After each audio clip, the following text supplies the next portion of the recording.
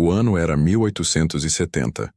No coração de Palmares, Pernambuco, o engenho Cerro Azul pulsava como uma veia aberta da terra. Ferro, suor e cana entranhados no solo fértil, às margens do rio Una. Ali, o coronel Augusto Correia, senhor absoluto de terras herdadas de gerações de opressores, preparava o casamento de seu único filho, Antônio, com Isabela Monteiro, uma moça de pele clara vinda da elite do Recife. Não era amor que unia os noivos, mas um pacto frio. Terras do Cerro Azul se fundiriam às propriedades dos Monteiro, ampliando o império do açúcar e o prestígio das famílias brancas.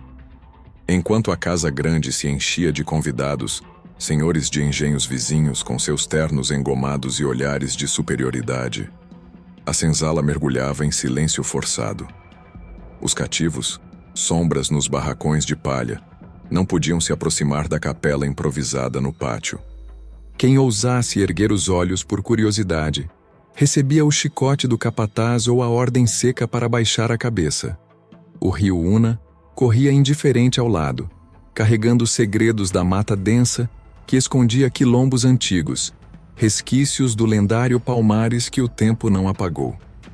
A cerimônia sob o céu alaranjado de fim de tarde durou pouco mais de 1 hora. O padre local, um homem magro de batina puída, conduziu as bênçãos com voz monótona, falando de dever conjugal, pureza e submissão divina, palavras que ecoavam como correntes invisíveis. Antônio Correia, de 24 anos, mantinha a postura ereta de herdeiro, o peito inflado pelo orgulho do pai. Seus traços morenos, herança negada pelo coronel, passavam despercebidos sob o chapéu de feltro. Isabela, com 19 anos, mal olhava para ele. Seus olhos castanhos vagavam para o horizonte, como se o futuro já a sufocasse. O casamento fora decidido meses antes, em cartas trocadas entre os pais, e a moça não demonstrava alegria nem afeto, apenas resignação fria, moldada pela educação de uma família que via o mundo em tons de branco e preto. Assim que a missa terminou, o coronel Augusto mandou servir o banquete. Mesas no pátio da Casa Grande se cobriam de pratos. Carnes assadas, doces de cana, frutas tropicais e barris de cachaça destilada no próprio Cerro Azul. Os músicos contratados do Recife tocavam modinhas suaves, canções de amor europeu que contrastavam com os lamentos mudos da senzala. Empregados da Casa Grande, cativos selecionados por sua docilidade, corriam de um lado para outro, equilibrando bandejas sob olhares vigilantes dos capatazes. O pai do noivo exibia Antônio como troféu. "Meu filho, o futuro do Cerro Azul", proclamava, erguendo taças para os convidados. Risos ecoavam, brindes se multiplicavam, mas ninguém notava as sombras alongadas da senzala, onde mães acalmavam crianças com histórias sussurradas de liberdade. O engenho Cerro Azul, com suas moendas eternas e canaviais infinitos, parecia invencível naquela noite. Mas o rio Una, guardião silencioso das matas, já carregava no ar o presságio de mudança. Antônio, o herdeiro, sorria para os elogios, sem saber que o destino tecia fios invisíveis ao seu redor. Fios tecidos por vozes antigas, prontas para se revelar. À medida que a noite avançava no engenho Cerro Azul, o banquete se dissipava em risos embriagados e taças vazias. Os convidados, satisfeitos com a cachaça e as promessas de alianças, começavam a se retirar para as carruagens, deixando para trás o cheiro de tabaco e perfume caro. Antônio Correia, o noivo de postura impecável, sentia um misto de orgulho e ansiedade. Afinal, era o herdeiro do Cerro Azul, destinado a comandar terras que se estendiam até o horizonte do rio Una. Mas Isabela Monteiro, sua nova esposa, permanecia sentada em um canto da varanda, quase imóvel, os olhos fixos no vazio escuro da senzala distante. Ela mal falava, respondendo com monossílabos aos cumprimentos, como se o peso do casamento já a esmagasse. Quando o último convidado partiu, o silêncio caiu sobre a Casa Grande como uma cortina pesada. O casal subiu as escadas de madeira rangente, guiados por uma criada que acendia velas ao longo do corredor. O quarto nupcial, preparado com esmero pela mãe de Antônio, que falecera anos antes de febre, exalava um aroma doce de alfazema seca, misturado ao perfume das flores de jasmim colhidas no jardim. As paredes de taipa caiada refletiam a luz amarelada das velas, criando sombras dançantes que pareciam sussurrar segredos proibidos. Antônio fechou a porta com um clique suave, o coração acelerado pela expectativa da primeira noite como marido. Ele se aproximou de Isabela, que se sentava na beira da cama, ainda vestida com o corpete do casamento, os cabelos soltos caindo como uma cascata escura. Tentou iniciar uma conversa elogiando o vestido dela, um traje de seda importada do Recife, com rendas que realçavam sua pele pálida. Estendeu a mão para tocá-la, inclinando-se para um beijo tímido. Mas Isabela se afastou bruscamente, como se o toque fosse veneno. Seus olhos, antes indiferentes, agora brilhavam com uma frieza que cortava o ar úmido da noite. "Não se aproxime", disse ela, a voz baixa mas afiada como lâmina de facão. Antônio recuou, o rosto corando de confusão e humilhação. O quarto, que momentos antes parecia um santuário de intimidade, agora se fechava como uma prisão. "Isabela, somos marido e mulher. É a nossa primeira noite", respondeu ele, tentando manter a voz firme, ecoando as palavras do padre sobre dever e união. Ela se ergueu, cruzando os braços sobre o peito, o corpete apertado realçando sua postura defensiva. "Não toque em mim", retrucou, com uma frieza que gelava o ar perfumado. "Meu pai pode ter esquecido, mas eu não." Antônio franziu a testa, o coração martelando como a moenda lá embaixo. Ele não entendia o que ela queria dizer. O casamento fora arranjado com tanto cuidado, selado por promessas de riqueza e status. "O que quer dizer com isso?", perguntou, dando um passo involuntário para trás, como se o chão de tábuas polidas pudesse engoli-lo. Isabela o encarou diretamente pela primeira vez naquela noite, seus olhos percorrendo o rosto dele com desdém calculado. Seus traços denunciam. "Olhe sua pele, Antônio. Não é sangue de branco puro. Eu não fui criada para dividir o leito com o sangue da senzala." As palavras caíram como um açoite invisível. Antônio sentiu o chão sumir sob seus pés, o mundo do engenho Cerro Azul, com suas fileiras intermináveis de cana e o rugido constante do rio Una, girando em um vórtice de dor. Ele sabia das histórias antigas que o pai negava com veemência, sussurradas por empregados na cozinha. Uma avó que fora mucama, trazida das costas africanas para servir na Casa Grande antes de o coronel Augusto herdar as terras do Cerro Azul. Mas nunca imaginara ouvir aquilo da própria esposa na noite sagrada do casamento, quando o mundo esperava celebração e consumação. A humilhação queimava como brasa no peito, misturando-se ao orgulho ferido do herdeiro. "Você me ofende", disse ele, ainda tentando manter a dignidade, a voz tremendo ligeiramente, ecoando as lições de autoridade que o pai lhe impusera desde menino. "A verdade não ofende", rebateu Isabela, virando o rosto para o lado, deitando-se de costas na cama com um movimento deliberado. "Me respeite e durma em outro lugar." Antônio permaneceu parado por alguns segundos eternos, o quarto parecendo encolher ao seu redor. O cheiro de alfazema agora sufocava, como uma máscara de falsidade. Finalmente, ele saiu do quarto sem uma palavra, descendo as escadas em silêncio, os passos ecoando vazios na casa grande adormecida. Foi até o alpendre amplo, onde o vento noturno do sertão trazia o cheiro doce do caldo de cana fervendo na moenda e a fumaça acre das chaminés da senzala. Caminhou até o pátio central, sem rumo, os pés afundando na terra batida, até desaparecer entre as fileiras escuras do canavial.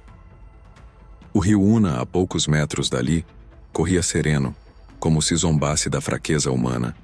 Naquela noite, o herdeiro do Cerro Azul não era mais senhor. Era apenas um homem quebrado, à beira de um abismo que ele ainda não via. A madrugada se arrastou como uma corrente enferrujada no engenho Cerro Azul.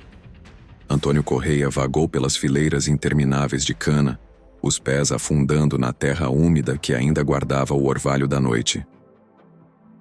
O vento do sertão de Palmares soprava frio, carregando o murmúrio distante da moenda que nunca parava, um rugido mecânico que parecia zombar de sua dor. Sentou-se perto do rio Una, o corpo exausto pela humilhação que ainda queimava como ferro em brasa. O sol nascente tingia a água de tons avermelhados, refletindo as matas densas que ladeavam o curso do rio, resquícios das terras onde o quilombo dos Palmares outrora desafiara o Império Português. Ali, sozinho, o herdeiro do Cerro Azul ouvia não só o correr da água, mas as vozes dos trabalhadores que já despertavam na senzala, cantos baixos de mães acalmando crianças, gemidos de dor de quem carregava o peso das correntes invisíveis da escravidão. O que Isabela dissera se misturava a esses sons, sangue da senzala, ecoando como uma acusação que ele não podia ignorar. A humilhação não era só pessoal. Era um espelho cruel da linhagem que o pai negava. Uma avó mucama cujas histórias eram silenciadas nas paredes da casa grande. Mas o que o movia agora não era fraqueza, e sim uma fúria surda. A necessidade de provar que não era o que ela via, que o sangue do Cerro Azul corria forte em suas veias. No início da tarde, quando o sol já castigava os canaviais com seu calor impiedoso, Antônio voltou ao engenho, mas evitou a casa grande como se ela fosse uma prisão. Em vez disso, dirigiu-se ao curral, onde o cheiro de esterco e couro se misturava ao vapor do riacho que alimentava o rio Una. Ali, observou as escravas lavando roupa nas pedras lisas à beira d'água. Mulheres de peles marcadas pelo sol e pelo tempo, corpos curvados sob o peso de cestos cheios de tecidos sujos da casa grande. Elas falavam em tom baixo, em uma mistura de português e línguas africanas que Antônio mal compreendia, mas que carregavam uma intimidade ancestral. Duas delas mais jovens cochichavam enquanto esfregavam as roupas com sabão rudimentar feito de cinzas. Severina de Palmares curou o feitor da febre com remédio de mato, disse uma, a voz quase um sussurro para não atrair o capataz que rondava o pátio. Ela mora na mata do Una. Quem procura volta diferente. Respondeu a outra, os olhos baixos, mas com um brilho de reverência que escapava ao medo. Antônio, escondido atrás de uma cerca de madeira, prestou atenção como se aquelas palavras fossem um bálsamo para sua alma ferida. O nome, Severina de Palmares, ecoou em sua mente como um chamado proibido. Uma mulher que os cativos temiam e respeitavam, ligada às lendas do quilombo que dera nome à região. Ele saiu das sombras e se aproximou, o coração acelerado pela ousadia de um senhor questionando os silenciados. «Quem é essa mulher?» perguntou, a voz rouca pela noite sem sono. As duas se assustaram, deixando cair uma peça de roupa na água lamacenta. Seus rostos empalideceram sob a pele escura, os olhos arregalados como se tivessem visto um espírito. Uma delas, a mais velha das duas, respondeu com medo, baixando a cabeça em submissão forçada. «É feiticeira, senhor. Sabe de ervas e castigos. Vive na mata, longe dos olhos dos capatazes.» A outra assentiu, sem erguer o olhar, as mãos tremendo enquanto pegava a roupa molhada. Elas não disseram mais, mas o ar entre elas carregava uma aura de segredo compartilhado. Histórias que circulavam na senzala à noite, ao redor de fogueiras escondidas, sobre uma mulher que equilibrava as injustiças com raízes e folhas. Antônio não insistiu. O medo delas era palpável, um lembrete do poder que ele representava, mesmo ferido. Mas a ideia de procurar Severina começou a amadurecer em sua mente como uma semente plantada no solo fértil do desespero. Talvez ela tivesse um remédio para a frieza de Isabela, uma erva que apagasse a humilhação ou forçasse o desejo. Ou talvez, no fundo, ele buscasse algo mais profundo, uma prova de que seu sangue não era maldição, mas força. À noite, Quando o sol mergulhou atrás das matas do Una e o engenho Cerro Azul se acalmou sob o manto estrelado, Antônio mandou selar um cavalo no estábulo. Pegou um lampião de querosene, cuja chama tremulava como sua própria determinação, e partiu sozinho pela estrada de barro que margeava o rio. Não contou a ninguém, nem ao pai, que roncava na casa grande após o banquete, nem à esposa, que dormia em lençóis frios. O vento quente do sertão trazia o cheiro das folhas úmidas e do açúcar recém-moído na moenda, misturado ao aroma terroso da mata que se aproximava. Sabia que não deveria se afastar do perímetro do engenho. As estradas de Palmares eram perigosas à noite, assombradas por bandidos e ecos de quilombolas. Mas a vergonha pesava mais que o medo, uma âncora que o puxava para o desconhecido. O herdeiro do Cerro Azul cavalgava para um encontro que mudaria tudo. Um caminho tecelado pelas vozes da senzala, onde o rio Una sussurrava promessas de equilíbrio e retribuição. Antônio Correia cavalgou por 2 horas após deixar o engenho Cerro Azul, o lampião balançando em sua mão como uma estrela solitária na escuridão do sertão de Palmares. A estrada de barro, esburacada pelas chuvas recentes, terminava abruptamente na beira do rio Una, onde a água corria preguiçosa, refletindo fragmentos da lua cheia. Ele desmontou o cavalo, um animal robusto de crina escura, e o amarrou a uma árvore retorcida, cujas raízes se entrelaçavam como dedos ossudos na terra úmida. O ar da noite era denso, carregado do cheiro metálico do rio misturado ao perfume selvagem das matas que ladeavam suas margens, terras que outrora abrigaram o quilombo dos Palmares, onde Zumbi e seus guerreiros desafiaram o jugo colonial por quase um século.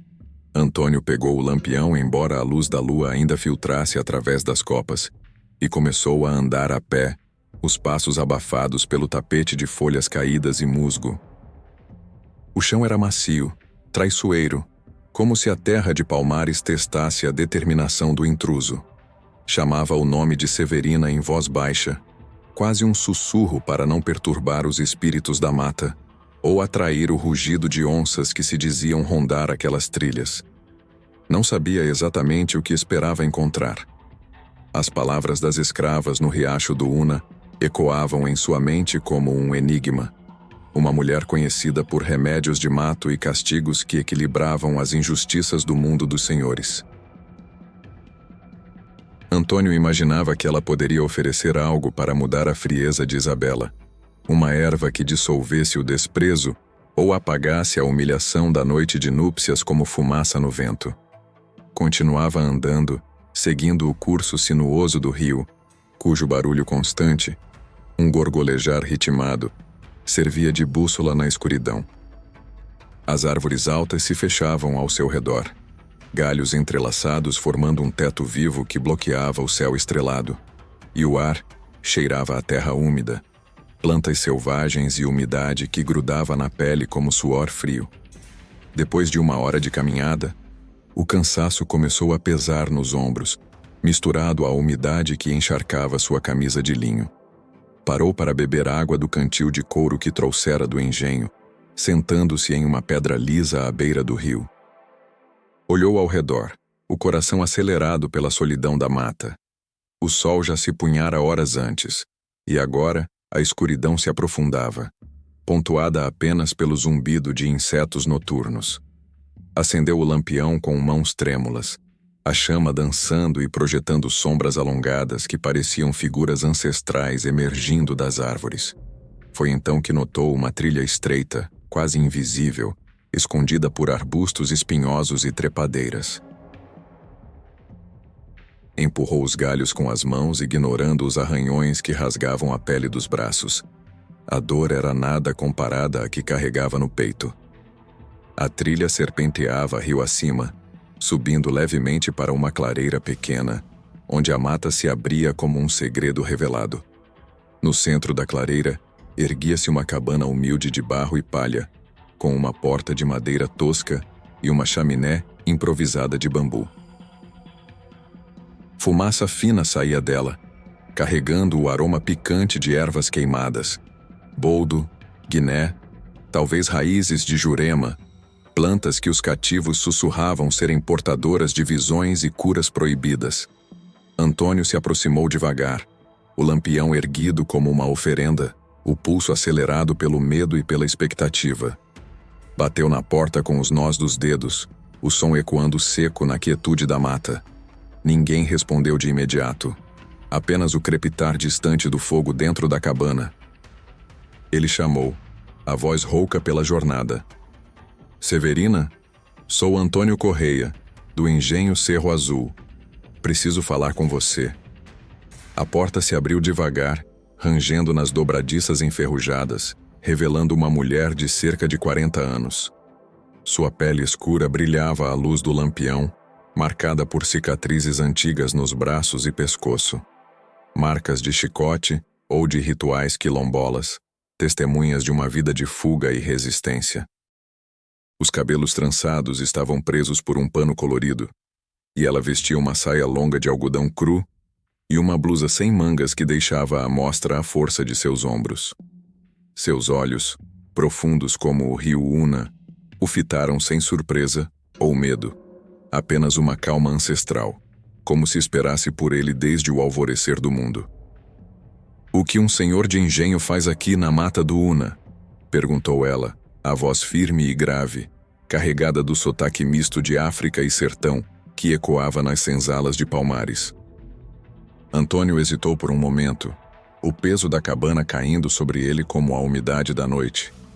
Explicou quem era, o herdeiro do Cerro Azul, filho do temido Coronel Augusto, e por que viera, as palavras tropeçando na língua, o casamento recente, a rejeição de Isabela na noite de núpcias, as palavras cruéis sobre seu sangue da senzala que o haviam ferido como uma lâmina.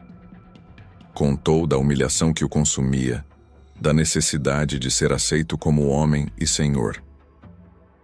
Severina ouviu sem interromper, os braços cruzados sobre o peito, o rosto impassível como uma estátua de ébano. Quando ele terminou, ofegante pela emoção, ela assentiu devagar, como se já soubesse da história antes de ouvi-la. "Entendo", disse ela, a voz ecoando o sussurro do rio.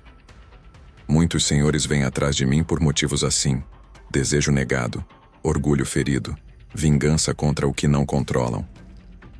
"O que você quer exatamente?" "Algo que mude isso", respondeu Antônio, os olhos suplicantes à luz tremulante. "Um remédio para fazer Isabela me aceitar, ou para eu esquecer essa dor que me consome." Severina o convidou para entrar na cabana com um gesto simples da cabeça. O interior era espartano, uma mesa tosca de madeira, um fogão de barro onde uma panela borbulhava, prateleiras improvisadas abarrotadas de potes de ervas secas, folhas de arruda, raízes de aroeira, sementes de dendê que cheiravam a terra e mistério. Ela acendeu uma vela de sebo com uma brasa do fogo, sentando-se em um banco baixo. Indicou outro para ele, e Antônio obedeceu, o corpo rígido pela fadiga da jornada. "Remédios eu tenho, sim", começou ela, os olhos fixos nos dele. "Mas nada vem sem custo nesta terra de Palmares. O que você oferece em troca? Ouro? Terras do Cerro Azul?" Antônio pensou rápido, o desespero nublando o julgamento. "Ouro, sim. Posso trazer moedas do engenho. Ou terras, se quiser um pedaço do que meu pai possui." Ela balançou a cabeça devagar, um sorriso sutil curvando os lábios. Não de escárnio, mas de sabedoria antiga. "Ouro não me serve, senhor, nem terras que foram roubadas de sangue alheio. Eu vivo aqui porque fugi das correntes há 20 anos, das senzalas como a do seu Cerro Azul. O que eu quero é justiça. Seu pai e outros como ele destruíram vidas, separaram mães de filhos, venderam almas por cana. Se eu ajudar você, é para equilibrar isso, devolver à terra o que ela cobra." Antônio não entendeu completamente as palavras dela, mas o tom carregava uma autoridade que o silenciou. Ele assentiu, disposto a qualquer preço pelo alívio. Severina se levantou com graça felina e foi até as prateleiras pegando várias ervas e raízes, folhas verdes, cascas secas, raízes nodosas que pareciam dedos da terra. Colocou-as em um pilão de pedra, grande e gasto pelo uso, e começou a moer com um movimento ritmado, o som ecoando como um coração batendo. Enquanto trabalhava, explicava em voz baixa: "Essa mistura vai fazer sua esposa te desejar na próxima noite, como se o ódio dela se dissolvesse em fogo. Mas você precisa beber primeiro para selar o pacto. E tem um preço para você também. Algo que vai te mudar por dentro, como a mata muda quem a atravessa." Ele perguntou o que seria esse preço, a voz trêmula de dúvida, mas ela não respondeu de imediato. Continuou moendo até formar um pó fino, verde escuro, que cheirava a terra molhada e amargor. Misturou com água fresca do rio Una, em uma cuia de barro polido, entregando-a a ele com mãos firmes. "Beba agora. E volte amanhã ao pôr do sol para a parte final.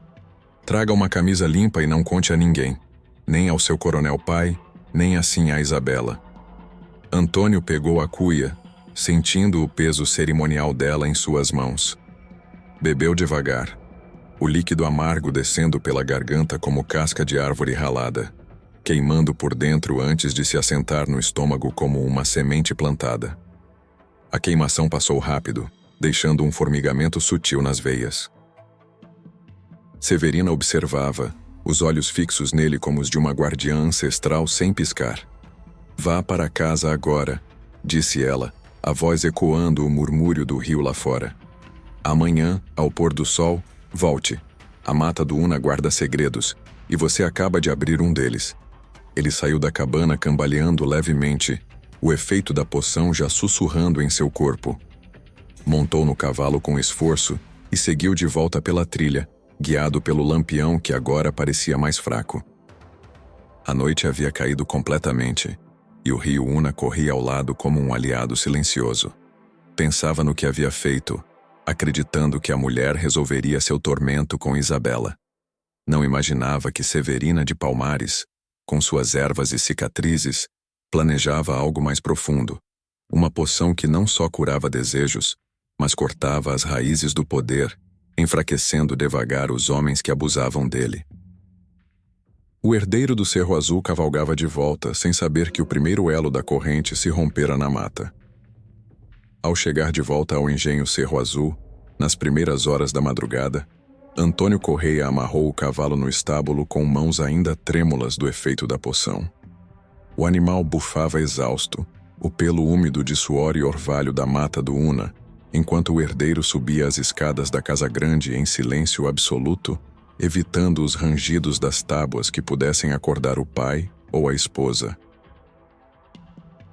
O ar noturno ainda carregava o cheiro de ervas amargas grudado em sua roupa, um lembrete secreto da cabana de Severina.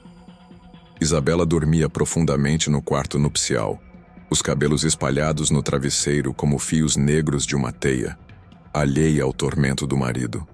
Ele se deitou no chão frio, sobre um tapete puído, sem ousar perturbá-la.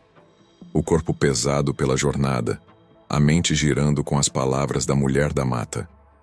O sono veio difícil, entrecortado por sonhos inquietos, vozes distantes ecoando como as da senzala, sussurrando nomes africanos e lamentos de correntes quebradas. Acordou antes do sol, sentindo-se estranho, uma fadiga sutil nos membros, como se o peso da terra de Palmares o ancorasse mais fundo. Atribuiu ao cansaço da caminhada pela trilha do rio Una, ignorando o formigamento que começava a percorrer suas veias. Decidiu voltar à cabana no dia seguinte ao pôr do sol, como Severina ordenara.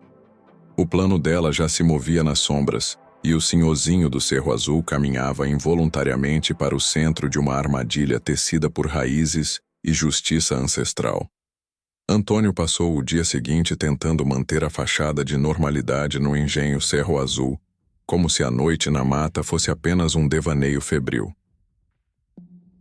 Acordou cedo quando os galos da senzala ainda cantavam roucos, e desceu para o café da manhã na sala ampla da casa grande, cujas paredes caiadas exibiam retratos empoeirados de antepassados brancos, senhores de engenhos que construíram o império sobre o suor alheio. Isabela já estava à mesa, sentada ereta com um livro de orações aberto à sua frente, os olhos castanhos fixos nas páginas como se buscasse consolo divino para o casamento forçado. Ela o olhou de relance, sem uma palavra de afeto ou curiosidade sobre sua ausência noturna, o silêncio entre eles mais afiado que o desprezo da véspera. O jovem senhor sentou-se do outro lado da mesa de madeira maciça, posta com pão fresco, queijo de cabra e café forte fervido na cozinha dos empregados. Comeu em silêncio, mastigando devagar, mas o estômago revirava com uma náusea sutil, resquício da poção amarga que Severina lhe dera, um líquido que agora se infiltrava como veneno lento. A queimação na garganta da noite anterior havia sumido, mas uma fraqueza nova tomava conta de seu corpo. Os braços pareciam mais pesados ao erguer a xícara, e uma lassidão nas pernas o fazia se mexer com cuidado. Ele atribuiu ao cansaço da caminhada pela mata densa, aos arranhões nos braços que ainda ardiam, sem suspeitar que a erva especial, conhecida nas senzalas como corte do Senhor, já começava a roubar sua vitalidade, devagar, como a erosão do rio Una na terra. O coronel Augusto apareceu na sala momentos depois, o jornal amassado na mão calejada, o colete abotoado sobre a barriga proeminente de quem comandava sem suar. Seu rosto, marcado por anos de sol e autoridade, franziu-se em uma pergunta casual. "E o casamento, filho? Tudo em ordem com a sinhá Isabela?"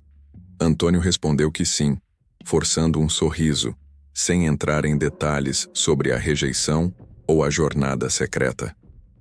O pai não insistiu.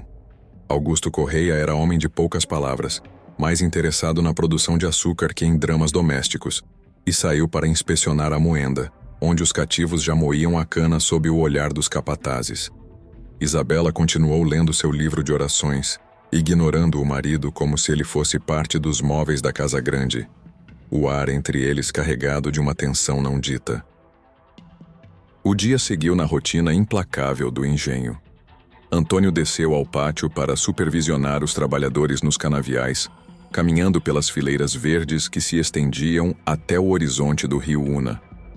Dava ordens aos capatazes. "Acelere o corte ali, não percam o ritmo." Mas sua mente vagava para a cabana de Severina, imaginando o que ela prepararia na segunda visita. Os cativos, curvados com facões enferrujados, erguiam olhares fugidios para ele, como se sentissem a mudança sutil no ar, um senhor que já não caminhava com a mesma firmeza. Ao meio-dia, quando o sol de Palmares castigava como fogo, Antônio mandou um empregado selar o cavalo novamente. Pegou uma camisa limpa de linho, dobrada com cuidado, e a guardou em uma bolsa de couro desgastada, o item que Severina pedira para completar o ritual. Partiu ao entardecer seguindo o mesmo caminho da noite anterior. A estrada de barro margeando o rio Una, o vento quente trazendo o cheiro de folhas úmidas e açúcar moído. A viagem de ida levou menos tempo agora, pois ele já conhecia as curvas traiçoeiras da trilha, os pontos onde o rio se aproximava perigosamente da margem. Chegou à clareira quando o sol se punha, tingindo a mata de laranja e vermelho, como sangue derramado na terra. A cabana de Severina estava quieta, mas uma fumaça fina saía da chaminé, carregando o aroma de ervas frescas queimadas. Ele desmontou, amarrou o cavalo e bateu na porta de madeira, o coração acelerado pela expectativa e pelo cansaço que já se acumulava em seus ossos. A fraqueza da poção era sutil ainda, um sussurro no corpo, mas o plano de Severina de Palmares avançava, um equilíbrio que o herdeiro do Cerro Azul começava a sentir, sem compreender que o preço da vingança já se instalava como raízes profundas no solo do engenho. Severina de Palmares abriu a porta imediatamente, como se o som da batida ecoasse em sua alma há horas. Ela vestia a mesma saia longa de algodão cru e blusa sem mangas da noite anterior, mas agora carregava um colar de contas coloridas no pescoço, vermelhas como sangue de Jurema, azuis como o rio Una, brancas como ossos ancestrais, um adorno que parecia pulsar com a energia da mata. Convidou Antônio para entrar com um gesto simples, os olhos escuros avaliando o cansaço visível no rosto do visitante. O interior da cabana estava mais escuro que na véspera, iluminado apenas por uma vela solitária no centro da mesa tosca de madeira, cuja chama tremulava como uma alma inquieta. Prateleiras improvisadas nas paredes de barro abarrotavam-se de potes de ervas secas, folhas de arruda para proteção, raízes de aroeira para cura, sementes de dendê para visões, e o ar denso cheirava a terra úmida misturada ao aroma líquido de algo fervendo. No chão de terra batida, um tapete trançado de palha protegia os pés, e ao lado da mesa jazia o pilão de pedra com resquícios de raízes moídas, como evidência de rituais interrompidos. Antônio obedeceu ao convite, sentando-se no banco baixo com um suspiro de alívio, colocando a bolsa de couro com a camisa limpa ao seu lado, o item exigido para completar o que Severina chamava de equilíbrio. Ela foi até o fogão de barro no canto, onde uma panela de ferro borbulhava sobre brasas vivas, e pegou uma cuia fumegante, o vapor subindo em espirais que dançavam à luz da vela.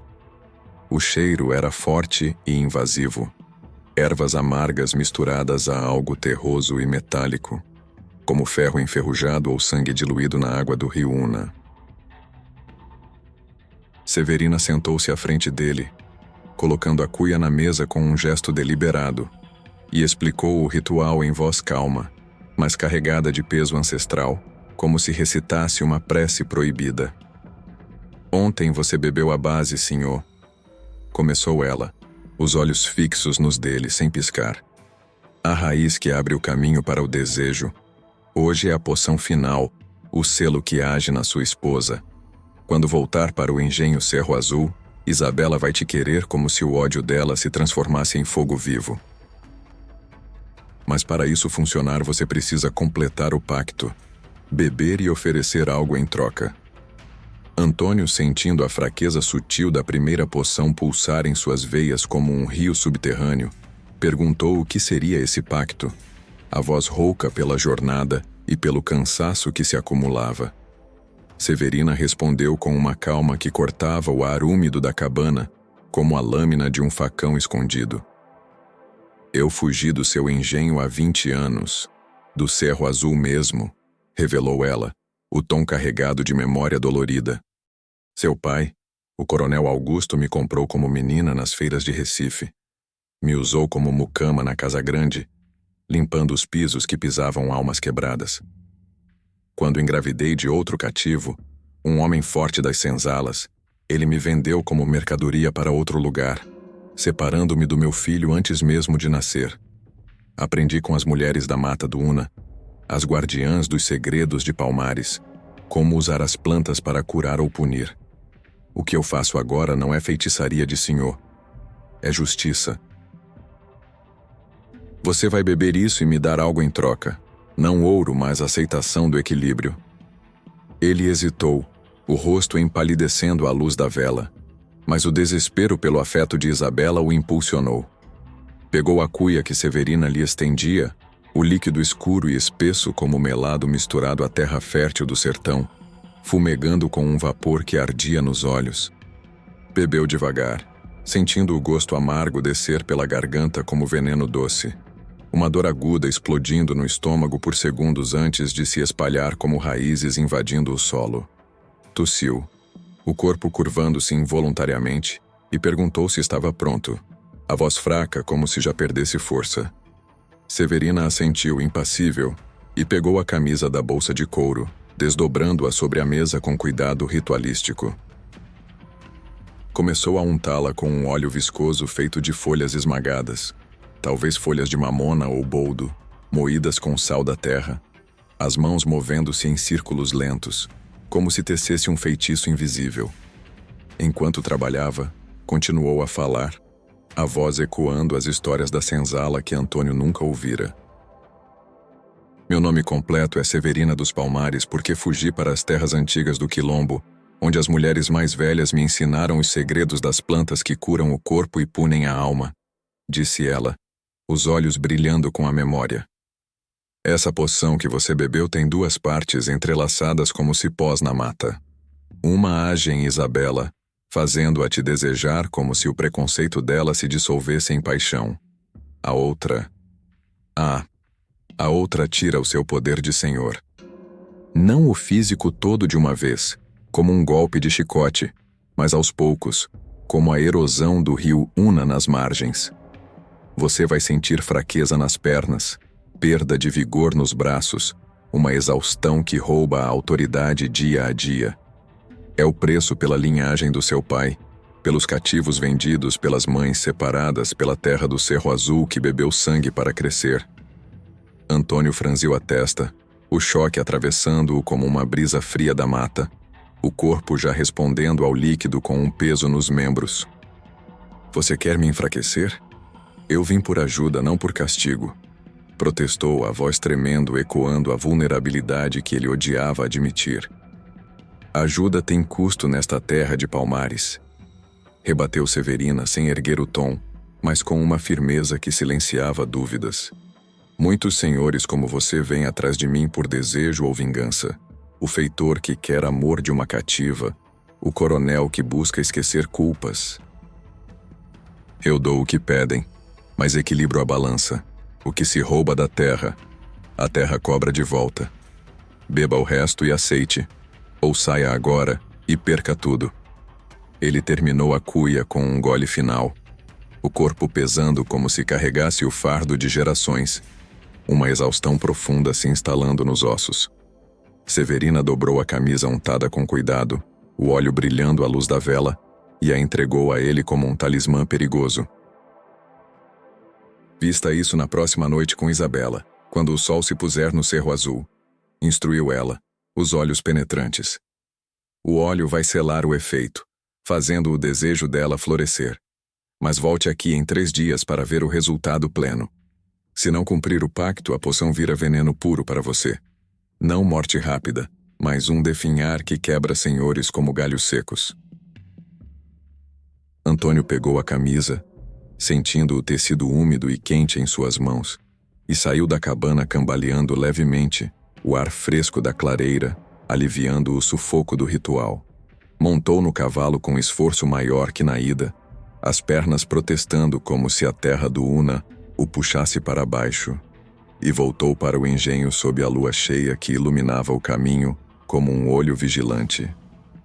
O corpo doía mais agora, uma mudança sutil se instalando, não dor aguda, mas uma drenagem lenta de vitalidade, como se a poção sugasse a força que o definia como herdeiro.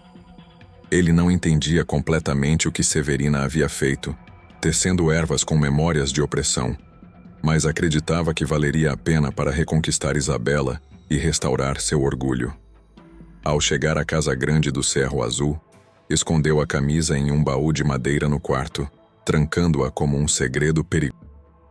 Isabela já dormia, o rosto sereno no sono, alheia ao furacão que se aproximava. Ele se deitou ao lado dela, sentindo uma exaustão profunda invadir o corpo, como se a mata o tivesse marcado para sempre. Naquela noite, sonhou com vozes, sussurros de mulheres na senzala do engenho, contando histórias de dor, resistência e retribuição. Vozes que pareciam vir do rio Una, chamando seu nome. Acordou suando, o coração acelerado como a moenda em fúria, atribuindo ao estresse do casamento e da jornada. No dia seguinte, o engenho Cerro Azul acordou normal, com cativos se arrastando para os canaviais e capatazes gritando ordens. Mas Antônio notou olhares diferentes dos trabalhadores, como se soubessem pela intuição da terra que algo mudara. Uma escrava idosa passando com um cesto de roupa no pátio murmurou ao vê-lo: "Cuidado com o que busca na mata, senhor. A terra de Palmares não esquece." Ele ignorou, focando no plano de reconquistar Isabela. Mas a poção de Severina já agia em silêncio, um corte invisível se aprofundando. O ritual estava completo, e o senhorzinho do Cerro Azul começava a pagar o preço sem saber. Fraqueza crescendo devagar, roubando sua vitalidade dia a dia, enquanto Severina, na cabana distante, Preparava o próximo passo, sabendo que a justiça viria na forma de um equilíbrio lento e inexorável. Antônio acordou no dia seguinte com o corpo dolorido, como se a poção de Severina tivesse enraizado durante a noite na cabana do Una. A fraqueza, antes sutil, agora se manifestava em ondas. Ele se levantou devagar do quarto na casa grande do engenho Cerro Azul, as pernas tremendo ao apoiar no chão de tábuas polidas, um peso invisível ancorando-o como as correntes que prendiam os cativos na senzala. Isabela já havia saído para o café da manhã, deixando o ar do quarto carregado de seu perfume frio de alfazema. O jovem senhor vestiu roupas comuns, calças de brim e uma camisa simples. Mas cada movimento exigia esforço, como se o ar úmido de Palmares conspirasse contra ele. Desceu as escadas devagar, usando o corrimão de madeira entalhada para apoio, o coração martelando com uma mistura de expectativa e receio. A mesa na sala ampla estava posta com pão fresco, queijo de cabra e café forte, fervido na cozinha pelos empregados. Isabela comia em silêncio, os olhos fixos no jornal trazido do Recife, sem dirigir uma palavra ao marido. O desprezo da noite de núpcias ainda pairava como névoa sobre o rio Una. Antônio sentou-se do outro lado, comendo pouco. O estômago revirava com uma náusea persistente, e a fraqueza nas pernas o incomodava como um aviso ignorado. Ele pensou que era resquício da caminhada pela mata, dos arranhões nos braços que ardiam como marcas de chicote, mas algo parecia diferente, uma drenagem lenta, como se sua vitalidade escorresse para a terra do Cerro Azul.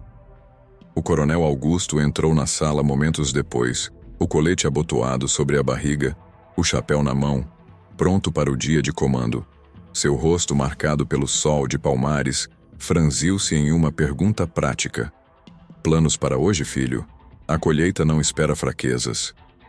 Antônio respondeu que supervisionaria os canaviais, forçando uma voz firme, mas o pai assentiu sem notar o tremor sutil. Augusto saiu para falar com os capatazes, deixando o ar pesado. Isabela arou o jornal e se levantou, passando por ele com um olhar de desdém que cortava como facão. Não se aproxime de mim hoje. Ainda sinto nojo, disse ela, a voz baixa mas afiada, antes de ir para o jardim, onde flores tropicais murchavam sob o calor. Antônio ficou sozinho na sala, a humilhação da noite anterior voltando como uma maré do rio Una. Subiu para o quarto e abriu o baú de madeira onde guardava a camisa untada por Severina. O tecido ainda cheirava a ervas fortes, como folhas de boldo misturadas a óleo de raízes, um aroma que invadia as narinas como um feitiço vivo. Dobrou-a com cuidado, escondendo-a melhor entre as roupas, planejando usá-la na noite seguinte, quando o sol se pusesse no horizonte do engenho. O resto do dia passou devagar, uma tortura lenta. Ele andou pelos canaviais, dando ordens aos trabalhadores curvados com facões. Corte mais rápido, não percam o ritmo. Mas notou que sua voz saía mais fraca, ecoando sem a autoridade de outrora. Um capataz, homem rude de bigode espesso, perguntou se estava doente, os olhos estreitos de suspeita. Antônio negou, continuando a ronda, mas o sol de Palmares batia como um martelo em ombros, amplificando a lassidão nos membros. À tarde, sentou-se no alpendre da casa grande para descansar, o corpo suado grudando na cadeira de vime. Observou as escravas trabalhando no quintal, carregando cestos de roupa e água do poço, conversando em voz baixa em línguas mistas de África e sertão. Uma delas, mais velha com cicatrizes no rosto como as de Severina, passou perto e o olhou diretamente, não com medo, mas com uma sabedoria que parecia saber segredos. Seus olhos diziam mais que palavras, um aviso silencioso da terra. Antônio lembrou das palavras dela dias antes e se sentiu observado, como se a senzala inteira soubesse de sua jornada à mata. Decidiu não pensar nisso, focando no plano de reconquistar Isabela, o desejo falso que a poção prometia, o equilíbrio que Severina jurara. Quando o sol se pôs, tingindo os canaviais de vermelho como sangue, O engenho acalmou. Trabalhadores voltaram para a senzala, a moenda diminuiu seu rugido e a casa grande ficou quieta sob o manto da noite. O coronel jantou fora, com vizinhos de outros engenhos, deixando Antônio e Isabela sozinhos na sala de jantar, à luz de velas. Ela mal tocou na comida, frango assado e inhame, os olhos vagando para a escuridão do pátio. Após o jantar, subiu para o quarto sem esperar pelo marido, o vestido roçando o chão como um sussurro de rejeição. Antônio esperou 1 hora, até ter certeza de que o pai não voltaria cedo, o coração batendo forte com uma mistura de esperança e medo. Então, foi para o quarto. Isabela estava deitada na cama de dossel, lendo um livro à luz de uma vela solitária, vestindo uma camisola branca que realçava sua pele pálida como o luar. Antônio fechou a porta com cuidado, o clique ecoando como um selo final, e se aproximou da cama. Sentiu o coração bater rápido, misturado à fraqueza que crescia nos membros. Pernas pesadas, braços moles como se carregassem o peso do cerro azul. Tirou a camisa comum e vestiu a untada por Severina, escondendo o cheiro forte de ervas com um lenço de linho, o tecido úmido colando a pele como uma segunda pele amaldiçoada. Aproximou-se dela, sentando na beira da cama. Isabela, precisamos conversar. Sobre a nossa noite, disse ele, a voz baixa carregada de vulnerabilidade. Ela ergueu os olhos do livro, pronta para rejeitá-lo novamente, o rosto endurecido pelo preconceito. Mas algo mudou no ar. O cheiro das ervas da camisa se espalhou como névoa, infiltrando-se no quarto e afetando-a como um perfume irresistível. Seus olhos se arregalaram ligeiramente, as pupilas dilatando à luz da vela. Largou o livro no colo e sentou-se na cama, o corpo inclinando-se involuntariamente para ele. «Venha cá», murmurou, a voz diferente, quase suave, como se o ódio se dissolvesse em um calor súbito. Antônio ficou surpreso, o alívio misturando-se à dúvida, mas aproximou-se e sentou ao lado dela. Isabela tocou seu braço pela primeira vez. Um toque quente, hesitante, que enviou um arrepio por sua espinha. Ela o puxou para mais perto, os dedos traçando linhas em sua pele como se descobrisse um território novo. Eu errei antes. Agora quero você, disse ela, olhando nos olhos dele com uma intensidade que não existira na noite de núpcias, o preconceito evaporando como orvalho ao sol.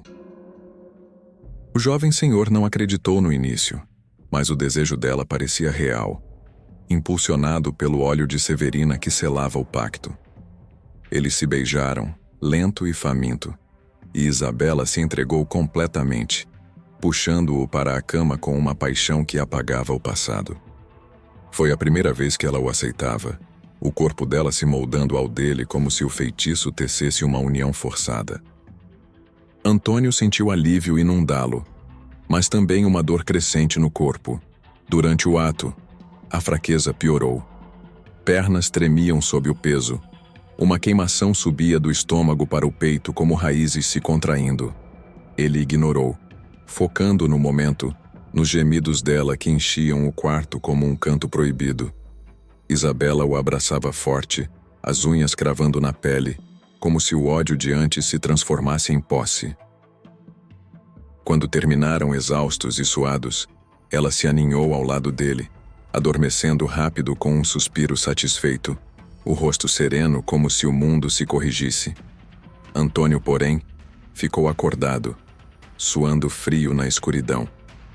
A dor no corpo era mais forte agora, uma sensação de algo sendo drenado de dentro, não só fadiga, mas uma perda vital, como se a poção sugasse sua essência de senhor.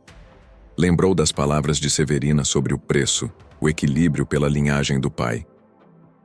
Vestiu a camisa de volta, o tecido agora pegajoso, e saiu do quarto em silêncio, descendo para o pátio. Bebeu água do poço antigo, o ar fresco da noite ajudando um pouco, mas a sensação de perda persistia, um vazio se abrindo em seu peito. Naquela noite, não dormiu bem, Sonhou com imagens vívidas da senzala, escravos curvados sob o sol impiedoso, chicotes caindo como serpentes, vozes pedindo justiça em línguas que ele não compreendia, mas sentia na alma. Acordou várias vezes, o corpo mole como palha úmida, o suor encharcando os lençóis. No dia seguinte, Isabela acordou mudada.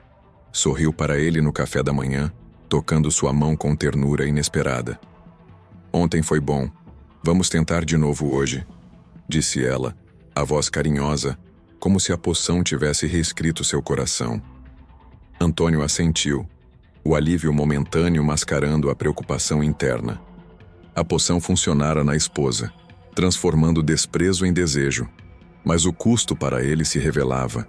Fraqueza nas pernas piorando, dificuldade para erguer pesos que antes manejava com facilidade.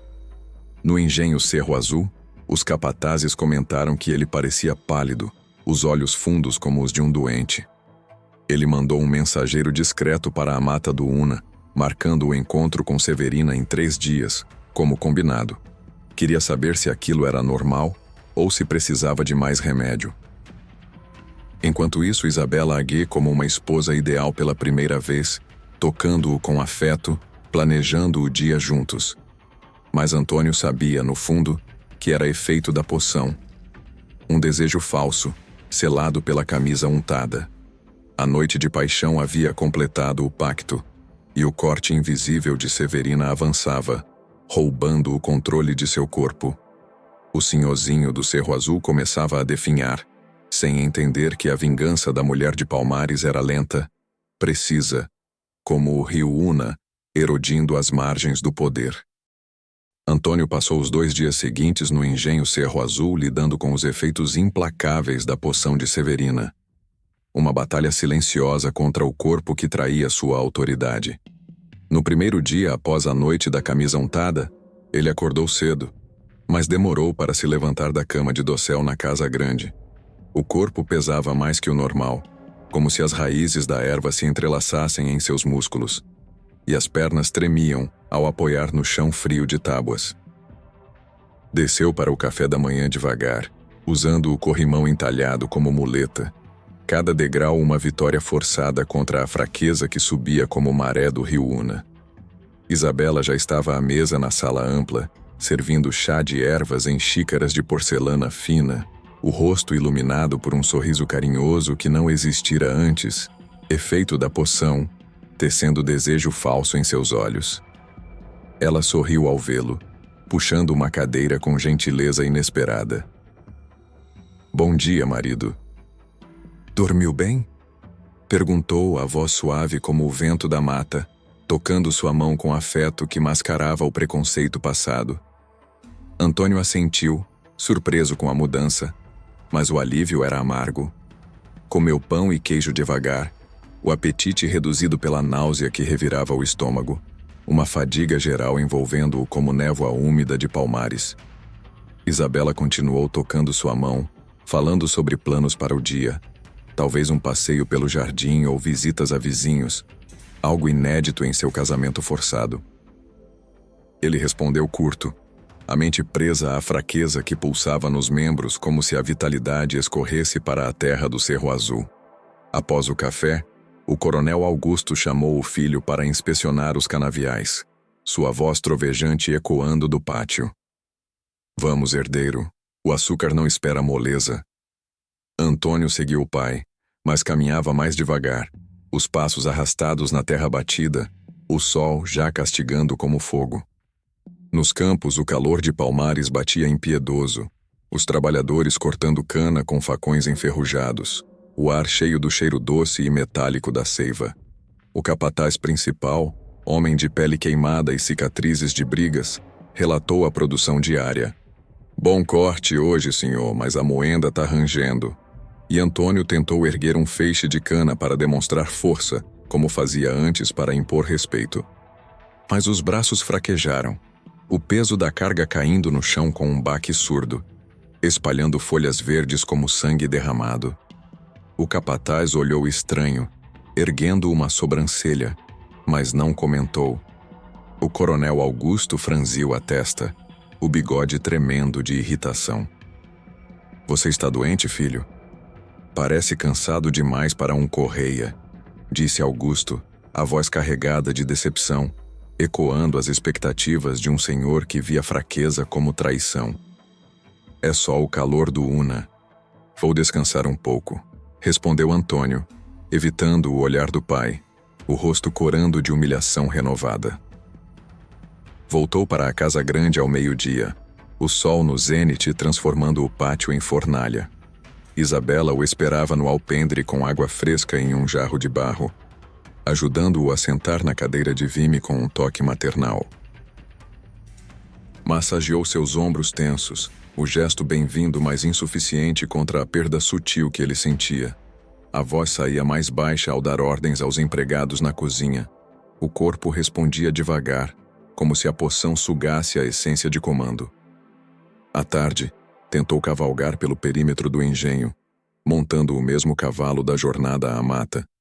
Mas o movimento ritmado do animal o deixou tonto, o mundo girando como o rio em cheia. Desmontou cedo, voltando ao escritório na casa grande, onde revisou contas em um livro-caixa amarelado. As letras no papel pareciam borrar, a visão embaçando com a fadiga. Naquela noite, Isabela insistiu em repetir a intimidade da véspera, aproximando-se na cama com a camisola fina colando a pele suada, os olhos brilhando com desejo induzido. Antônio tentou corresponder, vestindo novamente a camisa untada para selar o efeito, mas o corpo não reagia como antes.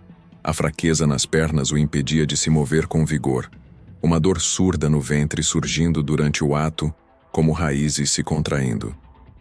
Isabela não notou perdida no feitiço da poção, gemendo e se entregando com paixão que parecia genuína. Quando terminaram, ela adormeceu satisfeita, aninhada em seu peito. Antônio ficou acordado, olhando o teto de madeira, sentindo como se parte de sua vitalidade fosse sugada para o vazio. Lembrou das palavras de Severina sobre o preço, questionando se era temporário ou o começo de algo irreversível. No segundo dia, a situação piorou como uma enchente lenta do Una.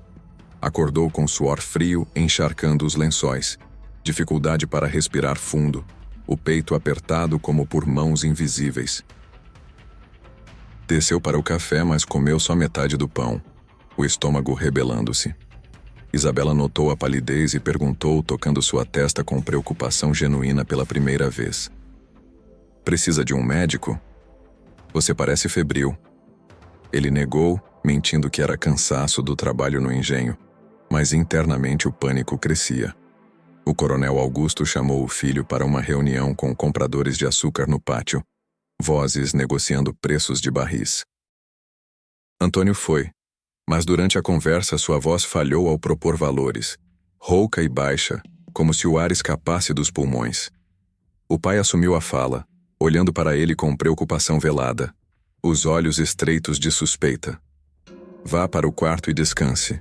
Não é hora de fraquejar com a colheita no pico, ordenou Augusto, a voz como um chicote antes de dispensá-lo.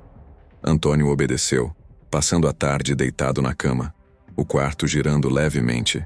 A fraqueza agora afetava os braços. Mal conseguia segurar o copo de água que chamara um empregado para trazer, bebendo em goles trêmulos. Comeu pouco da bandeja de frutas que trouxeram, o apetite evaporado. Isabela entrou no quarto à tarde, sentando ao lado da cama com um pano úmido na mão, tocando sua testa febril. O que há com você? Ontem à noite você estava bem e agora? Parece que algo te consome, disse ela, a voz trêmula de afeto, poção induzido, os olhos cheios de uma ternura que contrastava com o passado. Nada grave. Amanhã eu melhoro, mentiu ele, para não alarmá-la. Mas o corpo traía, suor frio, visão borrada, uma exaustão que roubava até o desejo de lutar. Internamente, Antônio planejava a visita a Severina em 3 dias, mandando um mensageiro discreto à mata do Una com uma nota simples. Estou indo ao pôr do sol, como combinado. O mensageiro voltou confirmando a entrega, mas à medida que o dia avançava, a fadiga crescia como cana selvagem. Ele tentou andar pelo pátio para testar as pernas, mas parou após poucos passos, apoiando-se na parede de taipa da casa grande, o mundo inclinando-se. As escravas no quintal observavam de longe, carregando cestos de roupa. Uma delas, a idosa que murmurara avisos antes, balançou a cabeça devagar, como se soubesse o motivo. Os olhos dela carregavam o conhecimento da senzala, ecos de Severina se espalhando como sementes no vento. Quando o sol começou a se pôr, Antônio se esforçou para se preparar, vestindo roupas leves e pegando o cavalo com a ajuda de um empregado fiel.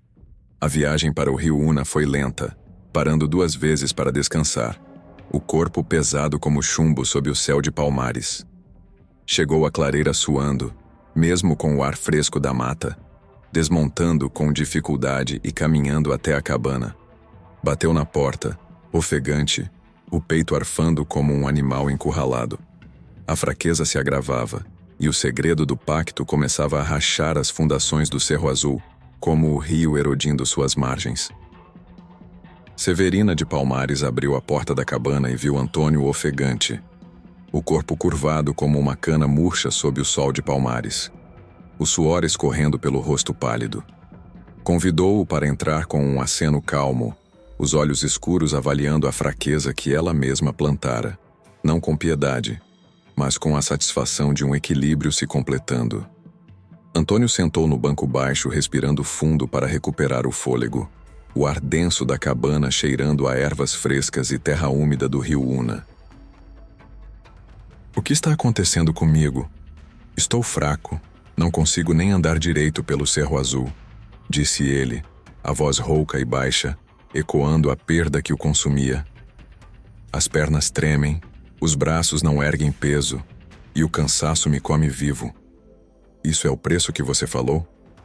Severina sentou à frente dele, cruzando os braços sobre o peito marcado por cicatrizes, o colar de contas coloridas brilhando à luz da vela, como talismãs ancestrais. Olhou nos olhos dele sem rodeios, a voz firme como a raiz de uma árvore quilombola. É o preço da poção, sim.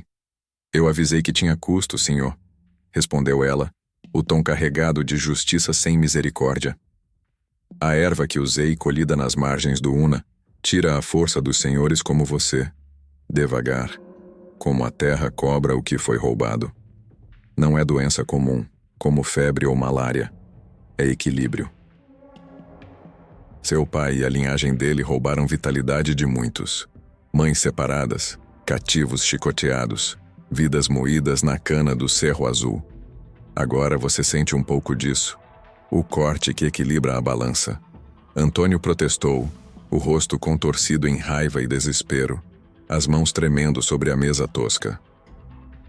Mas eu vim por ajuda com Isabela. Não por isso. Como reverter? O engenho precisa de mim forte. O pai me olha como fraco. Suplicou, a voz falhando como sua própria força. Não se reverte, rebateu Severina, balançando a cabeça devagar, os olhos fixos como os do rio em cheia. É permanente, mas devagar, como a erosão das margens do Una. Em semanas, você perde mais vigor. A autoridade escorre como seiva da cana cortada. É o corte que prometi. Justiça pelo que sua família fez nas senzalas de Palmares. Isabela te deseja agora pela camisa e pela poção, mas sem você forte. O casamento rui, como engenho sem moenda. Volte para o Cerro Azul e aceite. Em 1 mês venha me ver de novo. Talvez eu dê algo para aliviar se a terra permitir. Ele ficou em silêncio, processando as palavras como um veneno final, o corpo pesado como a culpa ancestral. Severina continuou, a voz ecoando as vozes da mata. O que começa em desejo acaba em lição. Seu pai destruiu vidas. Agora o equilíbrio vem. Vá, e lembre, a terra de Palmares não perdoa dívidas. Antônio saiu da cabana cambaleando, montando o cavalo com esforço hercúleo, as pernas protestando como raízes arrancadas. Voltou devagar para o engenho Cerro Azul, sob a lua que iluminava o caminho como um juiz silencioso, o corpo exausto, a mente girando com a irreversibilidade do pacto.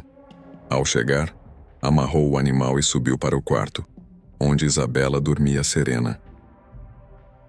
Deitou-se ao lado dela, sentindo o corpo como chumbo, a fraqueza um sinal claro. O pacto com Severina cobrava seu preço total, e o senhorzinho perdia o controle dia a dia, enquanto a mulher da mata observava de longe. A semana seguinte, no engenho Cerro Azul, trouxe o caos como uma enchente do rio Una. Antônio acordava cada dia mais fraco, mal se levantando sem a ajuda de Isabela, que o vestia e levava para o café na casa grande, o afeto dela, ainda impulsionado pela poção, contrastando com sua palidez crescente. O coronel Augusto notou a piora e chamou um médico de Recife, um homem de barba grisalha que chegou ao entardecer em uma carruagem poeirenta. Examinou Antônio no quarto, auscultando o peito e sentindo o pulso fraco, prescrevendo repouso e remédios para a febre, quinino e caldos de ervas comuns. Mas o médico não encontrou causa clara, franzindo a testa ao dizer: pode ser malária do ar úmido do Una, ou algo raro do sertão. Fique na cama por dias, senhor. Antônio obedeceu, passando o tempo deitado, o quarto girando com visões borradas. Isabela cuidava dele, trazendo sopa de galinha e água fresca, contando sobre o encontro com Severina que ele descrevera em sussurros febris. Ela não vai ajudar agora. Temos que esperar o mês, murmurava Antônio, a voz baixa como um vento moribundo. Enquanto isso, o coronel Augusto assumiu o comando total do engenho, dando ordens trovejantes aos capatazes nos canaviais e na moenda. Acelere o corte, não percam a safra. Mas problemas surgiam como ervas daninhas. Os trabalhadores atrasavam, dizendo que ferramentas sumiam nos campos. A moenda parava sem motivo, o caldo de açúcar azedando rápido nas panelas de cobre. Augusto gritava com os capatazes, culpando preguiça ou sabotagem, o rosto vermelho de fúria.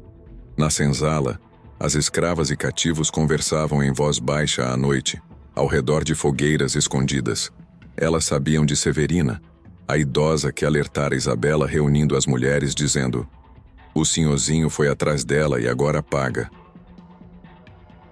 Severina equilibra as coisas. Nós ajudamos, sutil como o Una. As escravas começaram a sabotar de forma invisível. Escondiam facões nos canaviais, soltavam animais no meio da colheita para atrasar o trabalho, misturavam ervas ruins no combustível da moenda para travá-la. Os homens cativos fingiam cansaço ao transportar a cana, deixando cargas caírem na terra. Ninguém falava abertamente, mas o engenho rangia como madeira velha. Augusto contratou mais capatazes, homens armados de chicotes, mas eles enfrentavam atrasos constantes, o ar carregado de tensão.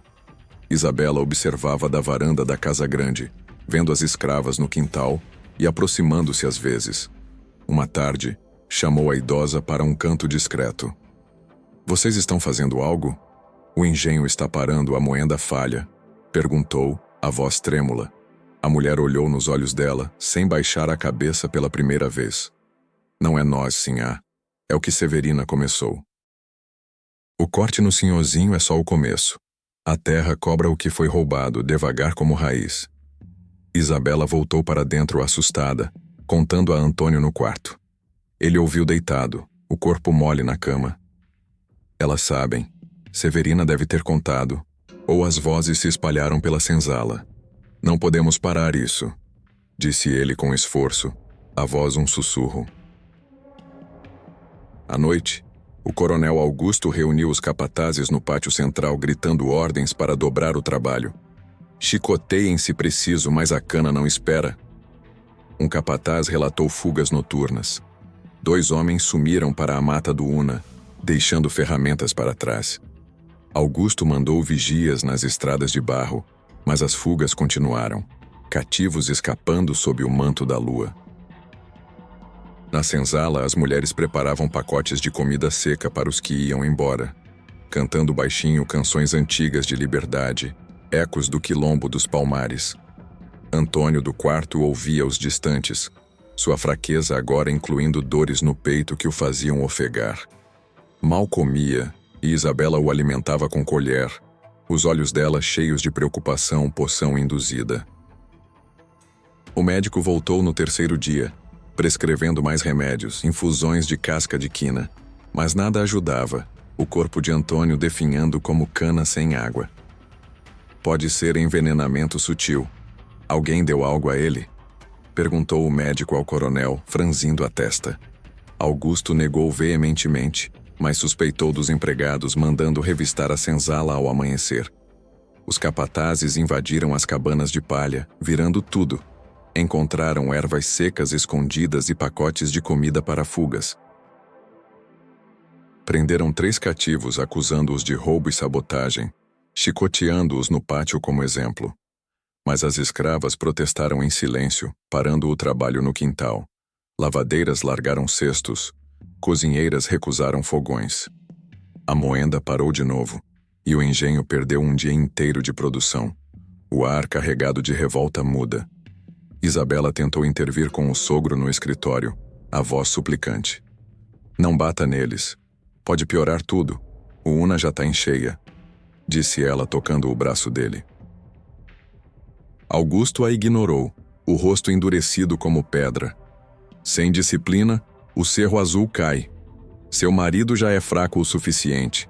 Não preciso de mulher mandando. Naquela noite, a revolta silenciosa cresceu como fogo na mata. Mais cativos fugiram, usando a escuridão para se perder no rio Una. As escravas esconderam crianças e prepararam rotas de escape, a idosa liderando com palavras sussurradas. Severina guia os espíritos, a terra equilibra. Antônio, acordado pela agitação distante, chamou Isabela ao seu lado na cama. Elas vão embora. O pacto de Severina está funcionando. O engenho não aguenta mais. Sussurrou ele, a voz fraca como folha seca. Isabela chorou ao lado da cama, as lágrimas caindo no lençol.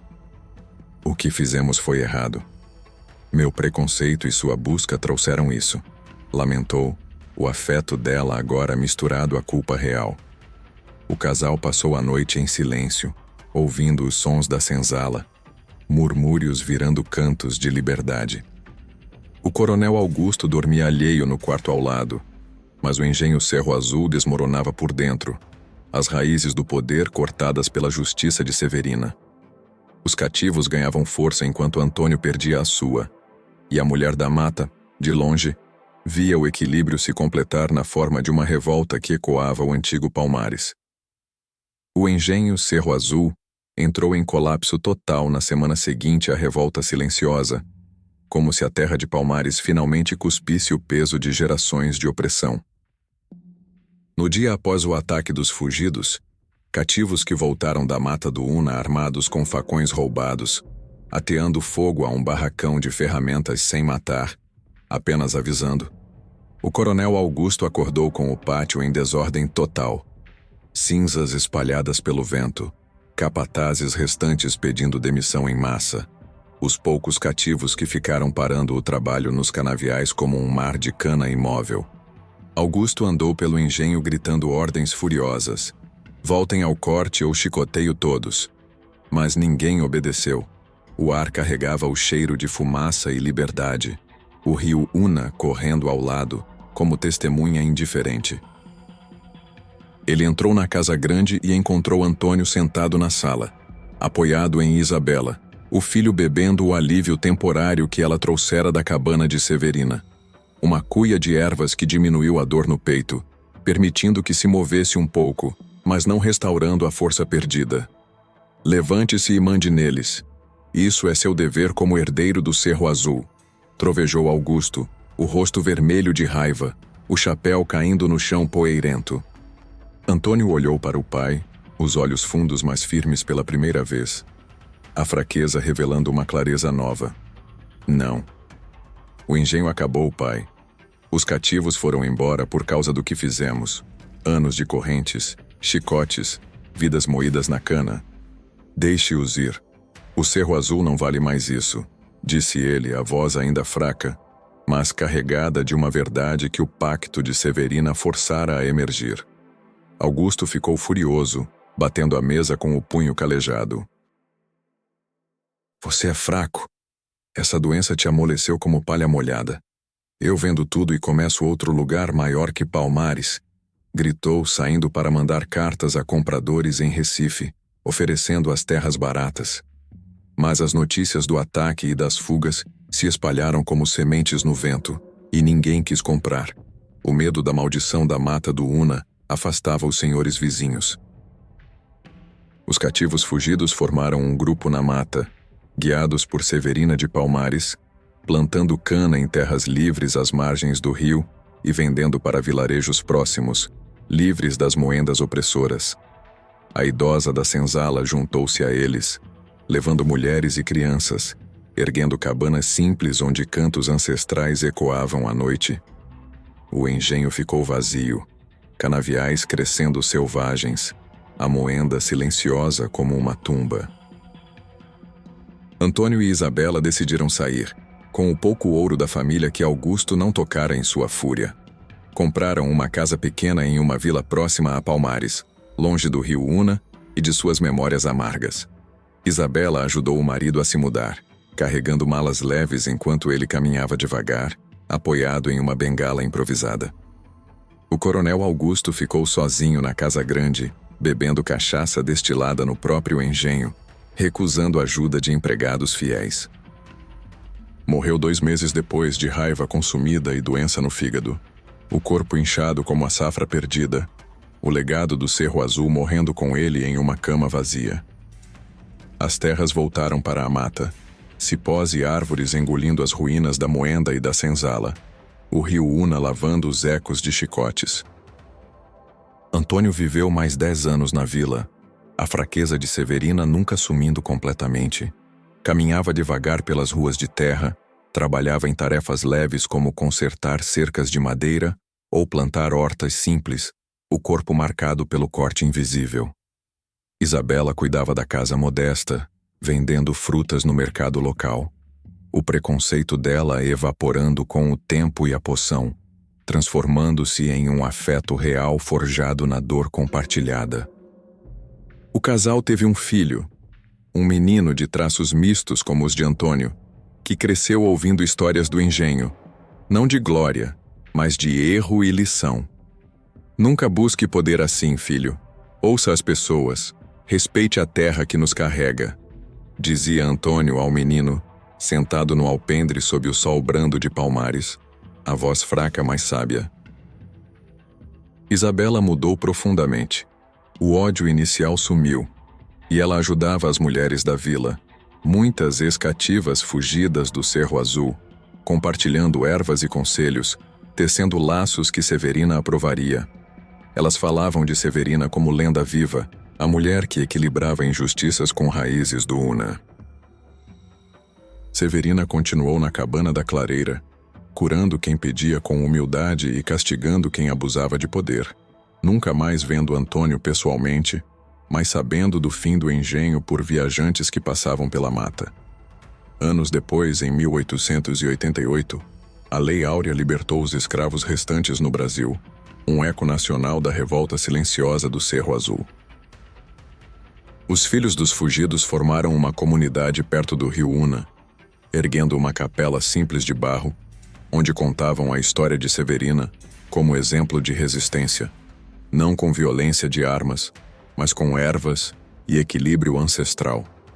Antônio morreu em paz, aos 40 anos, na cama da casa da vila, o corpo exausto, mas a alma aliviada, sussurrando no fim: a terra cobra, mas perdoa quem aprende.